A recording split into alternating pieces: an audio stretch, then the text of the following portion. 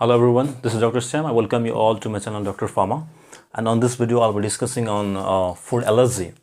So the food allergy, you can see the term itself is telling that the person will have allergy to a food, or you can say food allergy can be defined as an immunologic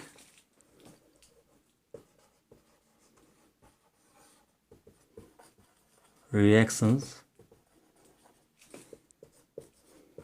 to a food protein. So when there is a immunological reactions towards a food protein, then it is known as food allergy, or in short you can say that the patient will have allergy due to a food. And the most common food allergy in adults are shellfish, you can see peanuts, tree nuts, fish and eggs. So this can cause a allergy in adult, whereas in case of children,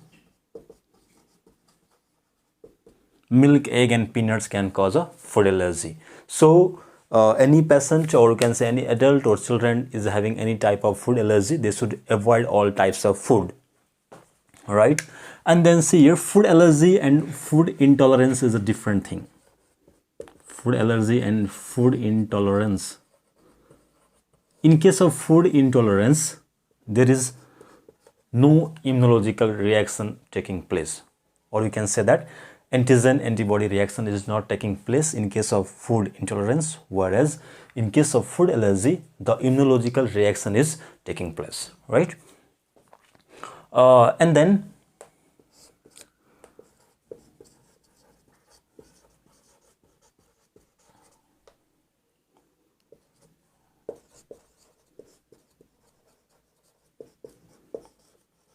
now before this, so any food protein which is causing a allergic reaction, it is known as food allergen. So this is the term you have to remember, that what is the meaning of food allergen. And other adverse response to a food can be due to pharmacological reaction,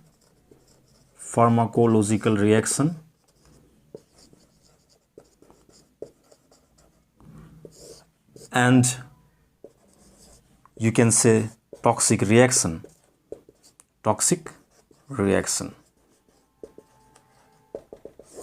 Okay, again in case of pharmacological reaction, it can be it is said caffeine tremors,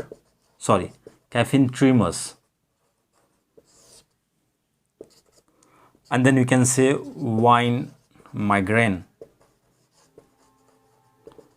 means there may be a migraine while taking this wine, or you can say the person may have tremors due to this by taking a caffeine. So this is a pharmacological related reactions, or you can say adverse response to a food. Whereas in case of toxic reactions, we can say food poisoning,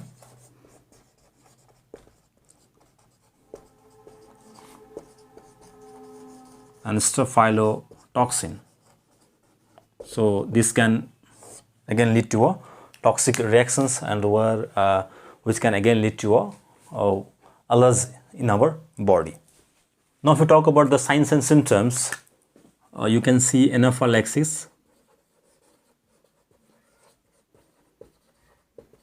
See, anaphylaxis means the patient will have allergic reaction all over the body.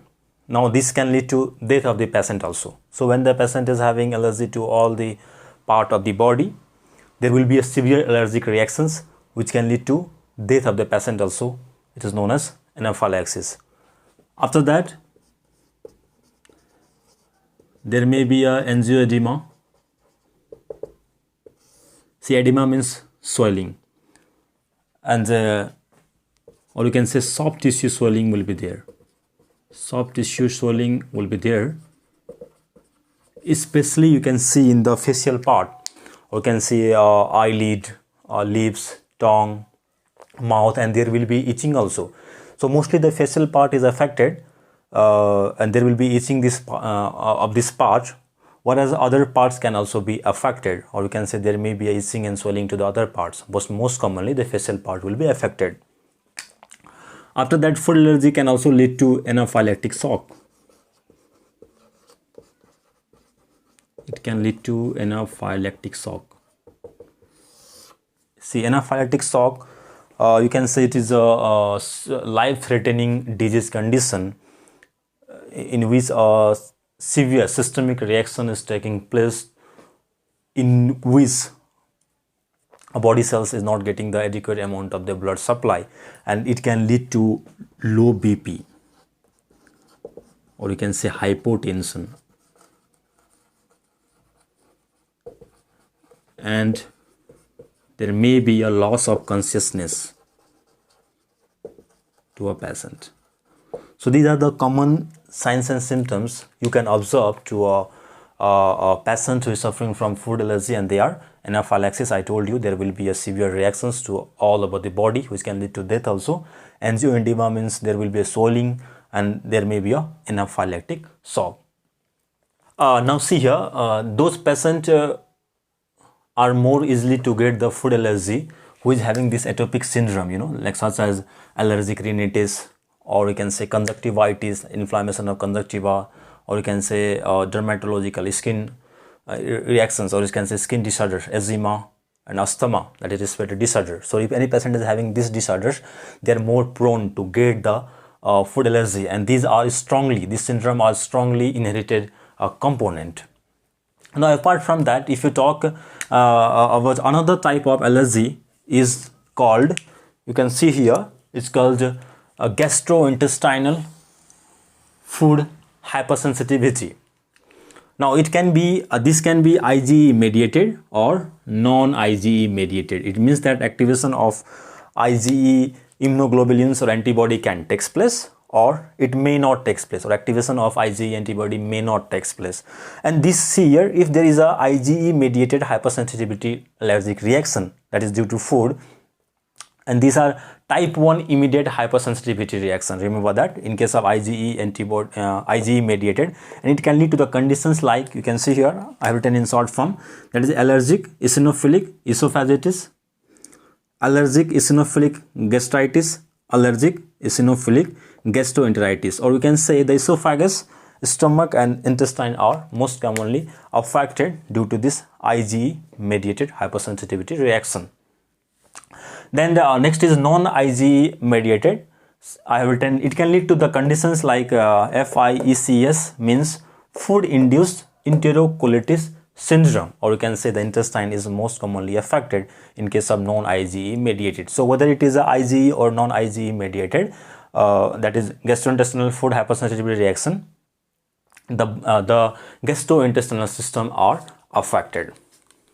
So this is the next type of allergic reaction, okay, in which the gastrointestinal system is affected due to a food, because we're studying about food allergy. So food can, that all the digestion are taking place in the GI system. So most commonly it can affect to the GI system, leading to gastrointestinal food hypersensitivity allergic reaction. Now if you talk about the diagnosis for this, number one is skin prick test. Skin prick test. Now in this case, what doctor will do, a suspected allergen is kept on the layer of skin. Suppose the layer of skin, allergen is kept. It is placed on the layer of skin to prick the top layer of the skin, so that if there will be any hive, or you can say any rash is there, the test is said to be positive. If the hive is not formed, the test is said to be negative. So that is a skin prick test, in which the allergen is kept on the layer of the skin. And then you can go for blood test, and in this also most commonly you can go for RAST, radio labeled allergic sorbent, and it is used to measure the IgE antibodies. You know that in case of food allergy, the IgE antibody is activated. So by this you can measure the amount or the number of IgE antibodies present in the body. But see here, this test is not useful to measure the non-IgE mediated allergic reaction. So these are the diagnoses for food allergy. And see here, the most common food allergy are, you can see here, milk, egg, peanut, tree nut, shellfish, soya and wheat. and 90%, remember that 90% of the food allergy is caused by this product. What are the other common food allergy are all this, you can see here, chocolates, cinnamon, all this, you can go through this. So these are the other common food allergy, but remember that this account for, in the beginning of the class also I told you, the most common food allergy for adult and the children. So 90% of the food allergy is caused by this product. So these are the diagnosis and the common food allergens. If we talk about the management, the patient has to avoid all kind of foods which they are allergic. This is stop taking that food when they feel that they are having allergic to the food protein. So this is a brief information regarding food allergy. I hope the video is useful. Please like, share, subscribe, and don't forget to comment on my video. Thank you all.